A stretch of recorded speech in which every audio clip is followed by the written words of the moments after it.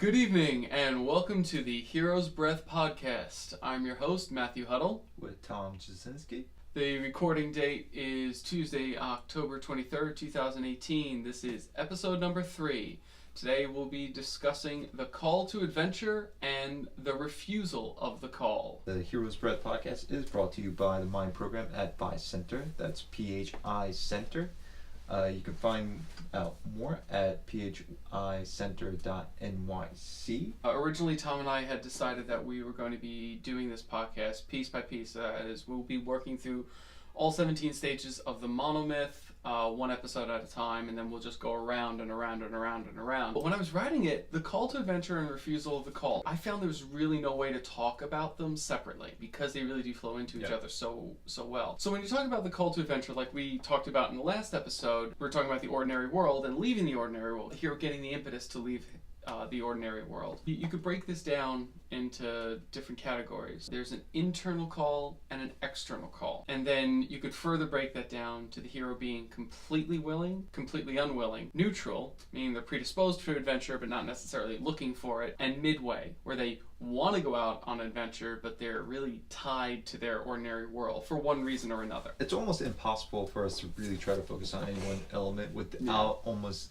trying to cover the one that came before or after. Right, they're all interconnected. So when you have the meeting of the mentor, for example, or all these little other things that occur both externally in the form of circumstances, mentors, but also internally, which we'll discuss today also. There's so much overlap, and we've talked about this before, and we will definitely be talking about it more, is that there's a lot of cycles within cycles within cycles.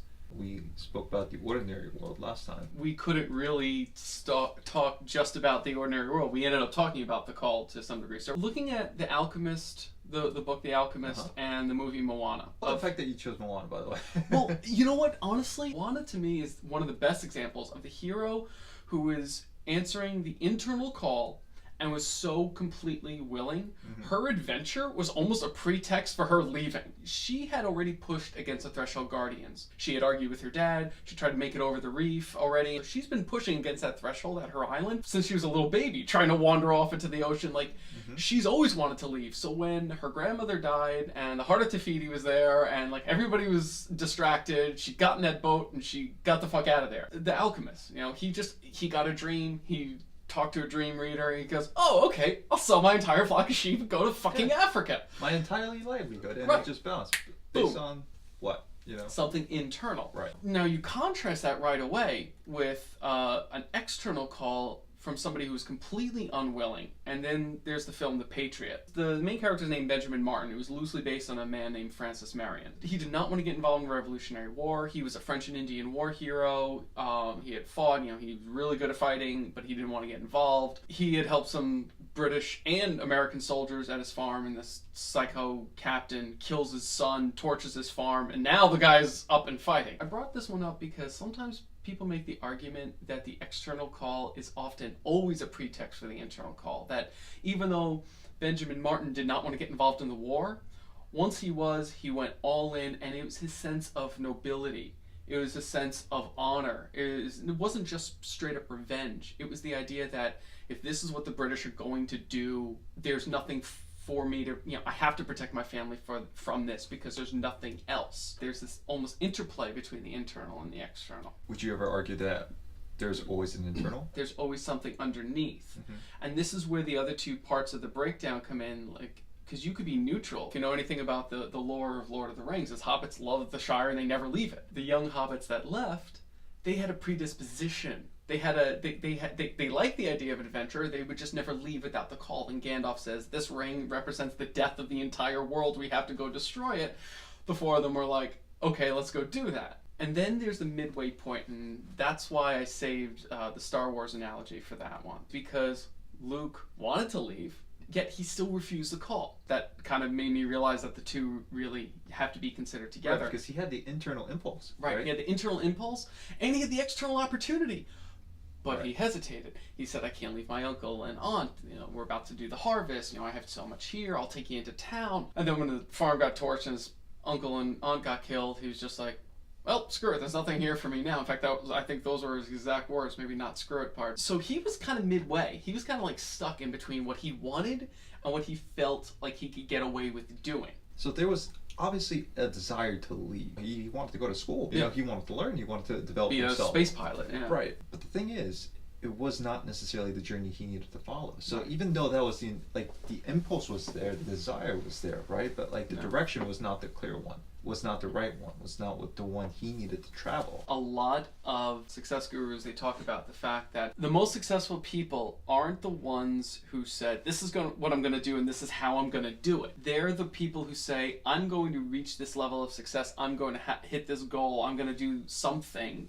But they're fuzzy on the details, but they just go out anyway. They don't know exactly what they're going to do. I can't tell you how many times I've changed my plan. A few years ago, I decided I'm not going to be a self-pitying, self-loathing socialist. I'm going to take all my talents and put effort into something.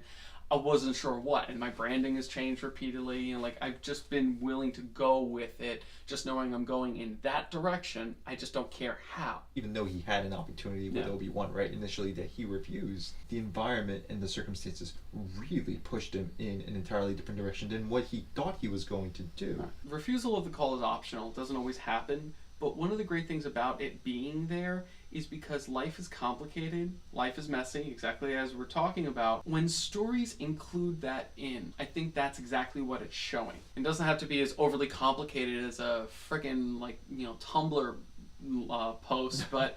Speaking from personal experience, I mean, I went to college thinking I was going to eventually teach. Yeah. All right, so... Well, you are now. Well, and that's the thing, so I always had that desire inside me, I needed to be some kind of instructor in some way. I'm thinking, okay, get masters, get a PhD, teach university, that's the direction. Nice cushy position. Seriously, right? I mean, you take something like podcasting, right? Or you take all these other new mediums for learning, and honestly, universities are going to be obsolete. Yeah.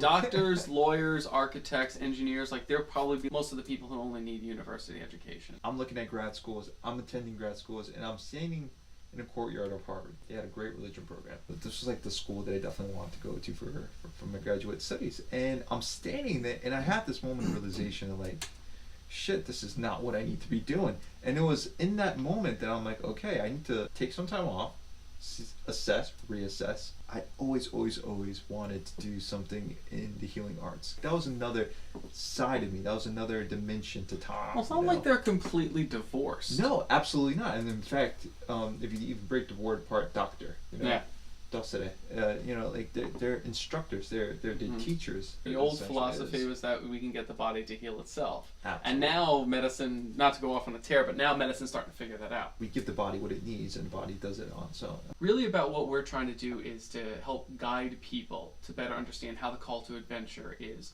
applicable to their life. I had a direction, and I had a vague idea, right? But how that ultimately manifested, when I started to take different routes and approach different things and start pulling on strings and opportunities that were arising. Once you know where you're going, the universe will start to open doors. I had an idea, but I had to start taking these opportunities, these things that popped up, and that ultimately led me to the office at which I started working, and ultimately led me into the work that I'm doing and to the people that I met, and the things that sprouted from there.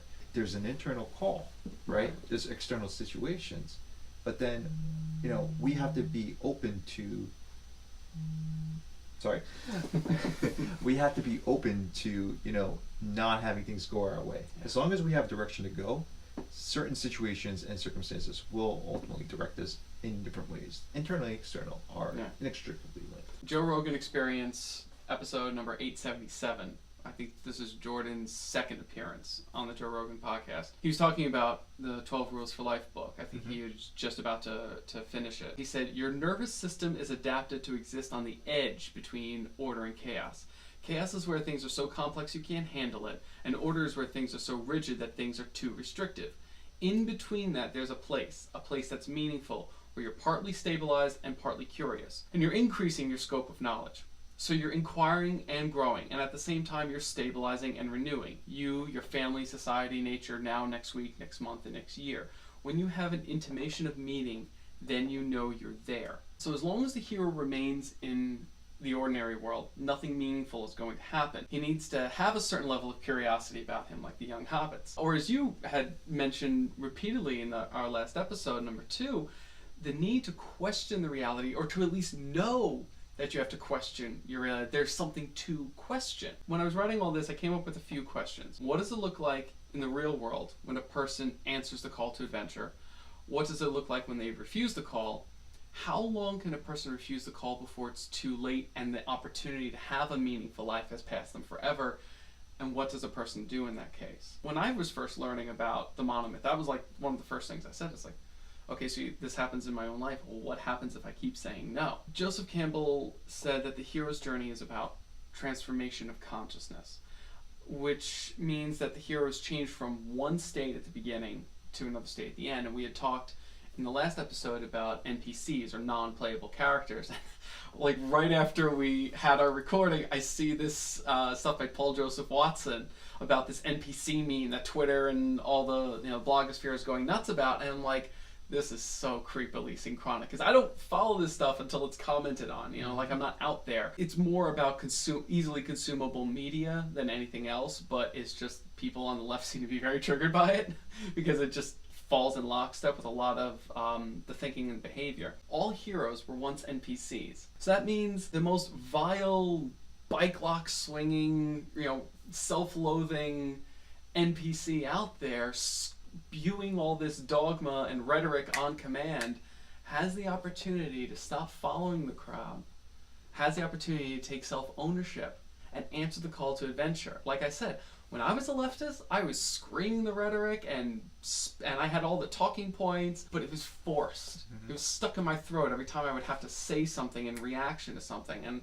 I could still hear the mental tracks in my head. They're mostly being closed up thanks to the mind program. I could change. Anyone can change. Yeah, and to the be thing is, more. We have an infinite possibility and potential inside each and every one of us. Every single moment presents that opportunity. Every single second you have a choice. You have a decision to make. And where is it going to direct you to? Is it going to be towards a more NPC lifestyle? Right. Or do you follow your calling? Right. Do you answer the call? Obi-Wan gave Luke his father's lightsaber. Mm-hmm. It was one of the few left in existence. Luke was still just a farm boy at that point. He didn't become a hero until they got in the land speeder and headed for Mos Eisley. Now, he wasn't a fully realized hero. They make fun of it in the Family Guy Star Wars.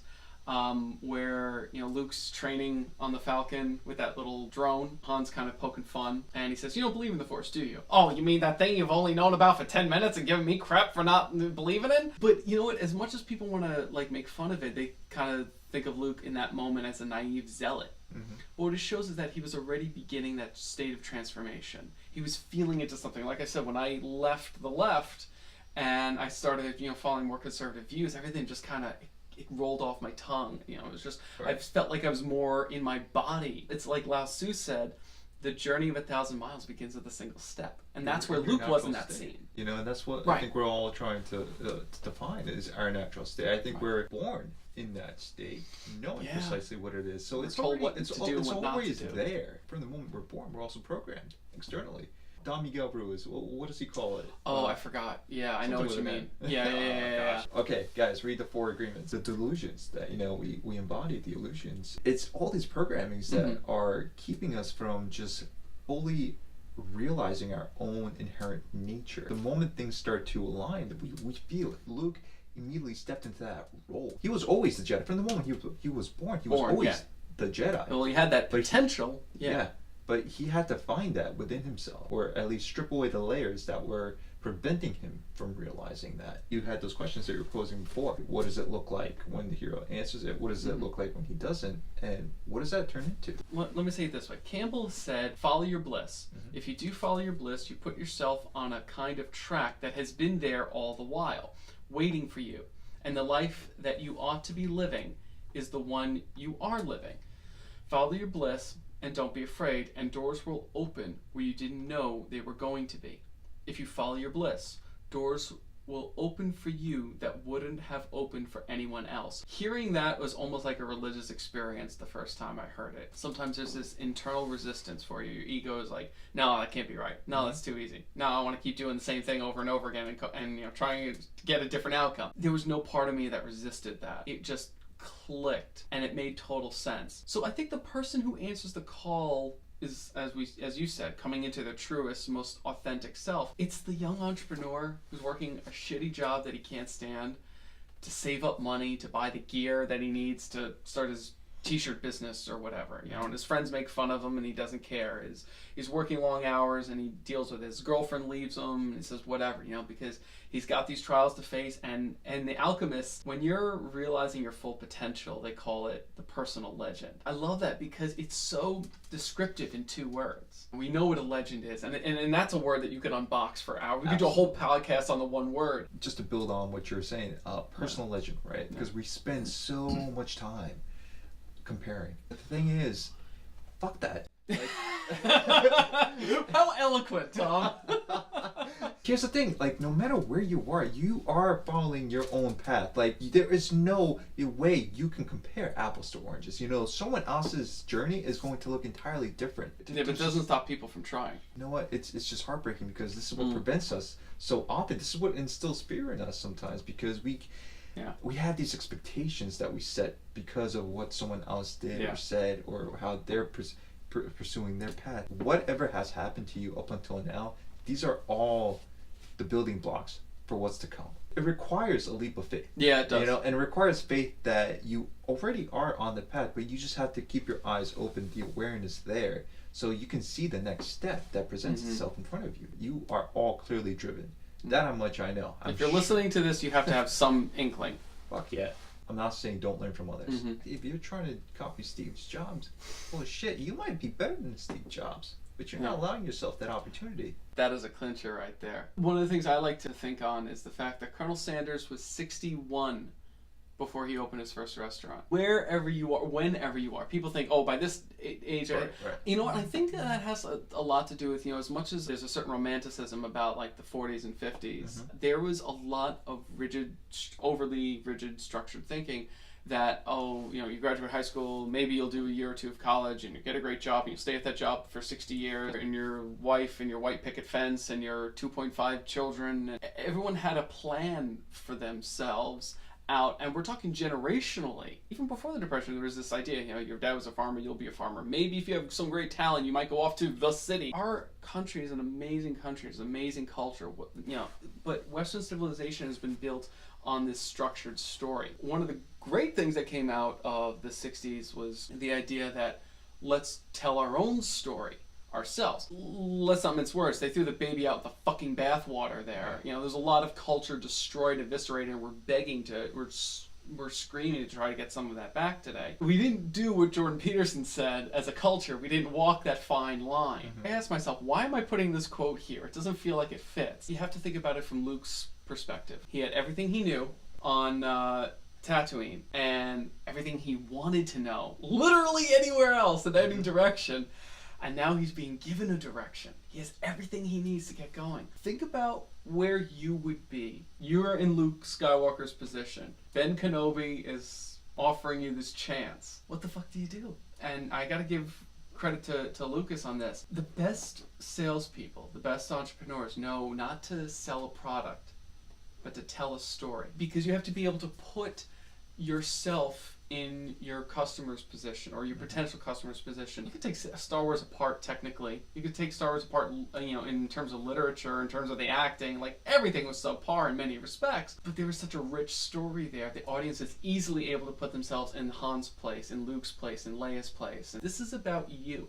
This is about you out there. So we gave you a couple of abstract examples. When I answered the call, I was 20. It was about the same time I was diagnosed with ADHD, OCD, and dysthymia. I had this inescapable feeling of discontentment within the church, which, as I said last time, was my entire world.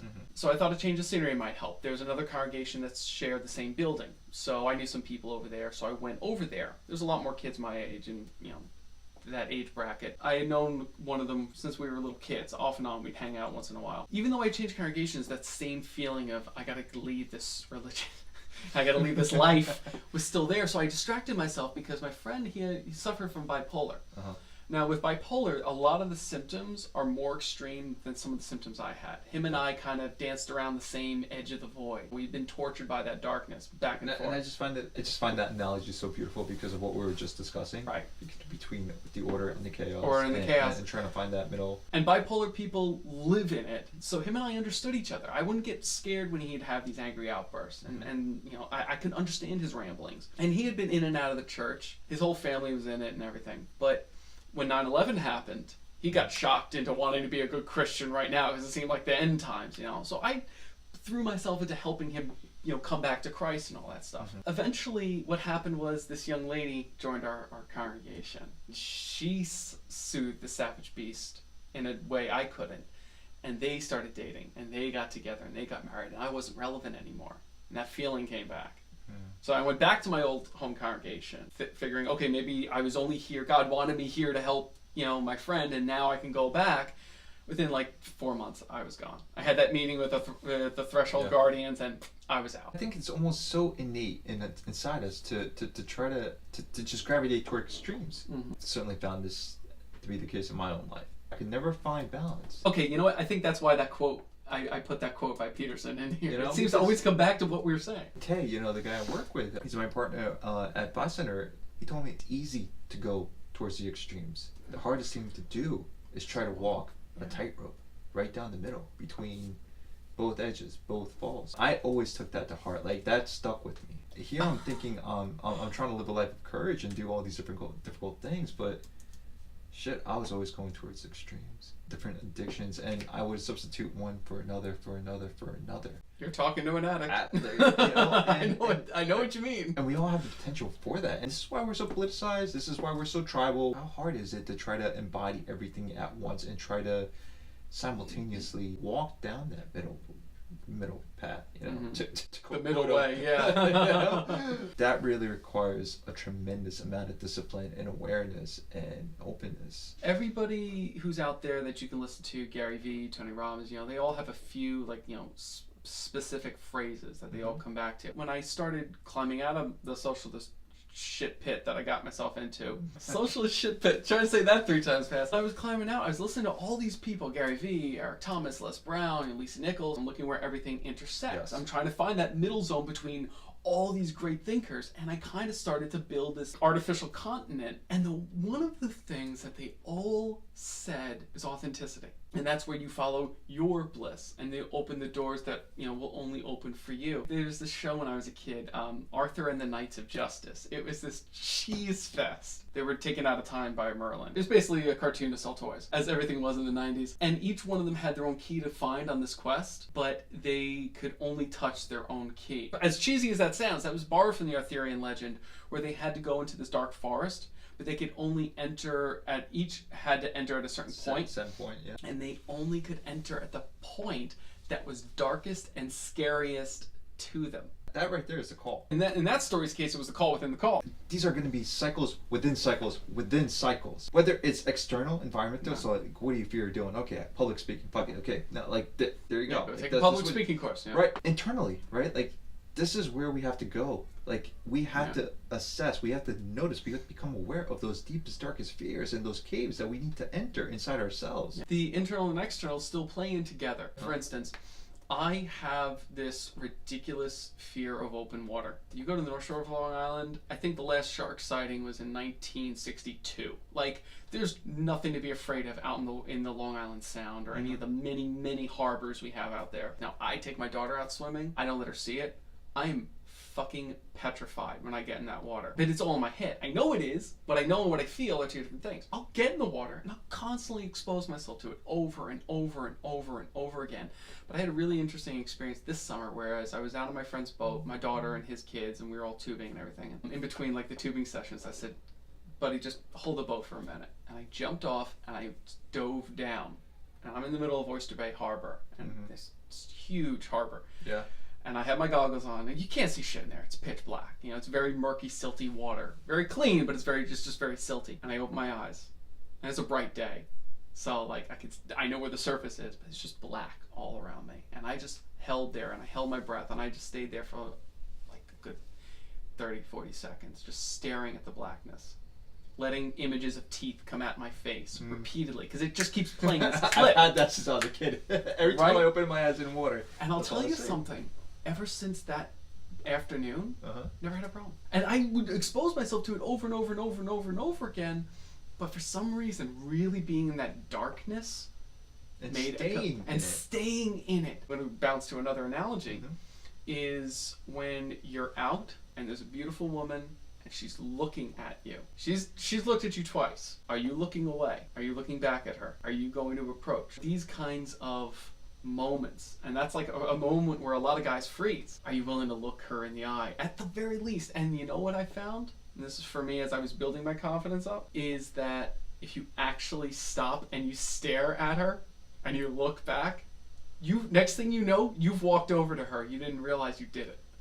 It's the same thing as staring in the water or staring at that existential void within yourself. The internally external play together so perfectly, which is why I'm glad we got on this topic together. It's the call to adventure and the refusal of the call interlocking between the external and the internal, interlocking between the extreme willingness and the extreme unwillingness, and somewhere in between. So we got two big words for you right now, is balance and authenticity. It's in those moments where we feel most authentic, when we're feeling as ourselves. That's where you're going to start to notice where these steps in front of you start to appear. It's when you're most attuned to that, when you're most yourself, when you allow yourself to be yourself. And you got in that flow state. Real Social Dynamics, Tyler and all them, they talk about that. You want to get in that flow state. You get into that authentic state. You kind of can have a spiritual experience. You can kind of go outside yourself a little bit.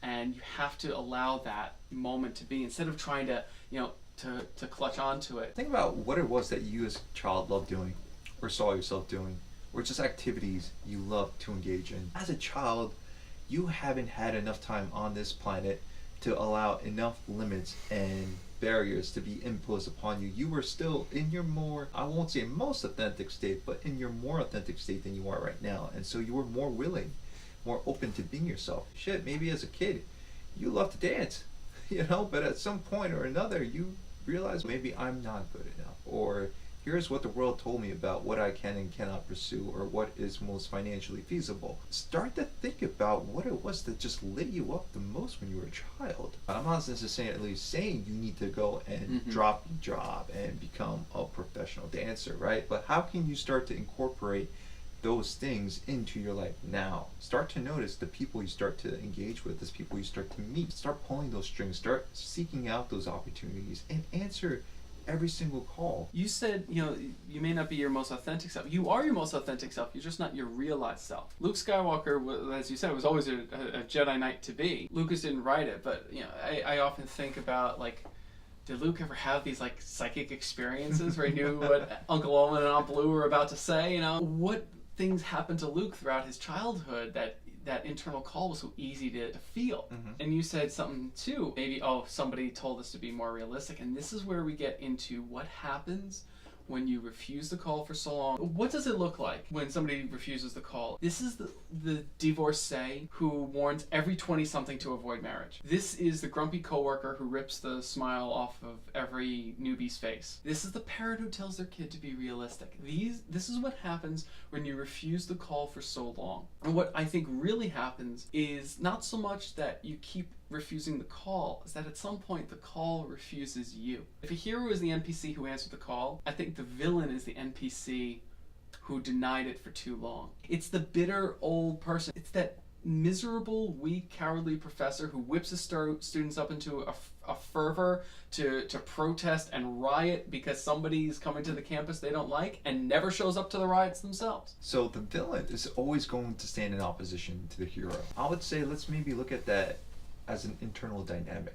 You become the villain to your own hero. We are our own worst enemies. We are. That's a platitude that's 100% true. And so by denying the hero his journey, you become the villain because you are denying your own journey. You can refuse the call.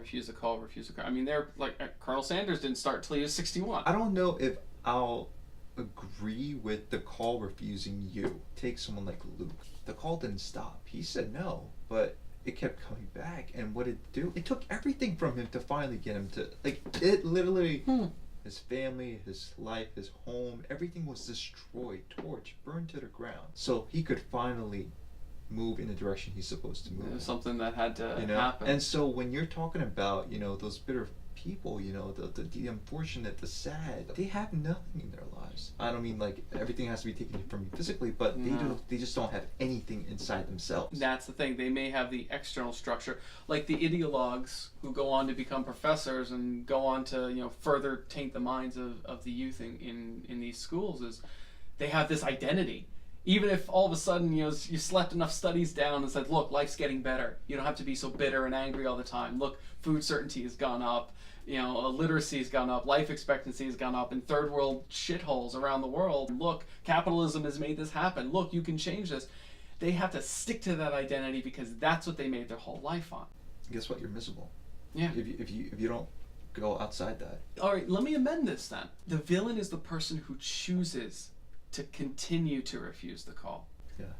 That's the difference. All right, so there's your third big word. So you have balance, you have authenticity, and you have choice. And every single moment is a choice. Yes. Every single moment is going to either move you towards or move you away. It comes back to how's the water. Everything you do is going to be a choice to breathe in this moment, this holy moment. That was also from Waking Life. I forgot the name of the speaker. It was a very interesting vignette. They're talking about the holy moment. If you go on YouTube, you type in Waking Life holy moment, you can watch the whole thing. It was brilliant. And that was the first time I was really exposed to this idea that every moment can be this holy experience where you and the divine could talk for a second, helping a friend out, and she was venting to me, almost like asking my advice, and I literally didn't really say more than like 2 words. Like I didn't really get. And then she goes, "Well, yeah, it could be this and that," and then this happened like 3 or 4 times in the conversation, and she goes, "You're really smart." And I remember what Jordan Peterson said in 12 Rules: you could sound really smart if you just shut the hell up. And what did you do for her? All you had to do was hold the space. It's such a hackneyed phrase out of recovery out of recovery groups. Hold the space for your partner to speak, But it's so true though. All you're allowing is for that person to begin that dialogue. They're answering their own selves because the answers are there. We just need to get quiet enough, and we need to start asking the question, and we need to start listening. So the moment we have someone to speak to, they don't need to say a damn word. Yeah. We do the work. Or you just interject enough to let them continue. You don't have to lead them. You can just, let them go in that direction. That's something else Peterson said in that same section. Even in his practice, if he would get even just an introvert, just give him the space to talk. Give him the ability to bounce things off and let them hear it. Solitary confinement is so punishing because it can drive you insane when there's no one else to reflect off of. In the beginning, there was nothing, and then there was the Word, and the Word, was with God. And the Word was a God. There was this conception in God's mind. And nothing happened until he spoke it. And then another being came into existence so that he had something to reflect off of. And you see this actually throughout most traditions. Something is spoken into being. You create when you speak. Because our thoughts are so ephemeral, and when you say it, it's solidified. When you say something, you lock it into one vision, and now you have one tunnel. Unless you set things up in such a way that you can speak all these pre-structured doors into existence, then you can speak through all of them. I love that you brought up Genesis like that. There was a wind that swept over the waters. What is water, right? It's like this amorphous thing where there's an infinite potential. You can get metaphorical, like it's a subconscious, right? Yeah. And there is in your subconscious like this infinite well of possibility and potential. All you have to do is start to speak, start to create, start to move forward. It's always this process of rediscovery, so that way you can then move forward. When you have to create something, you have to let it take on a form, a life, a spirit of its own. I can't tell you how many times I went to write a story, short story, novel, whatever, and it was just not working. Took a break, come back.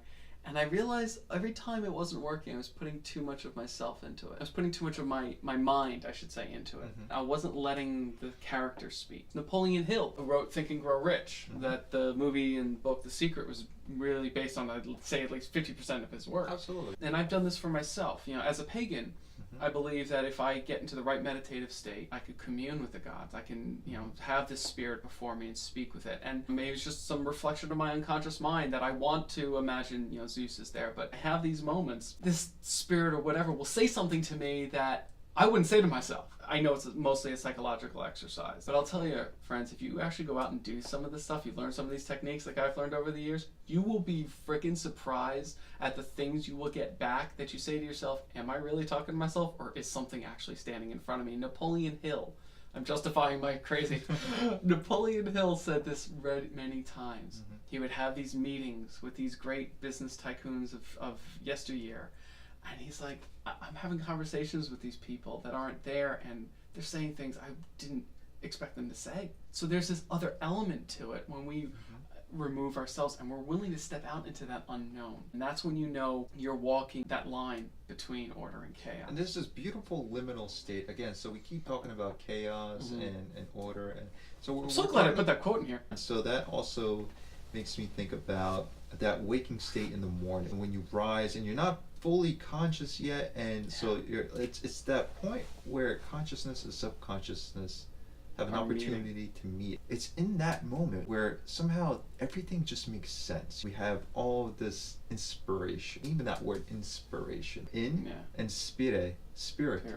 Yeah. Right? You take in the spirit. I used to write a tremendous amount, and I would just wake up sometimes and just get straight on my computer because I had all these thoughts and ideas and things were just connecting, and it wasn't coming from me. It doesn't seem like it's coming from you. Right. Well, Nikola Tesla said that a lot too. I recently learned this when I went up to Canada for that meditation seminar. There's an area here in the back of the brain. There's this site called the default mode network. This is the ego, the self-referencing area. Basically, this is where we accumulate a lot of things, and so when this is very active, right? Everything is in relation to me. There's different forms of meditation that actually have been shown to lower the activity, brainwave activity in that area. A lot of the time, when we're in the shower, when we're out in nature walking, like suddenly the mind becomes very mindful. It becomes more expansive, right?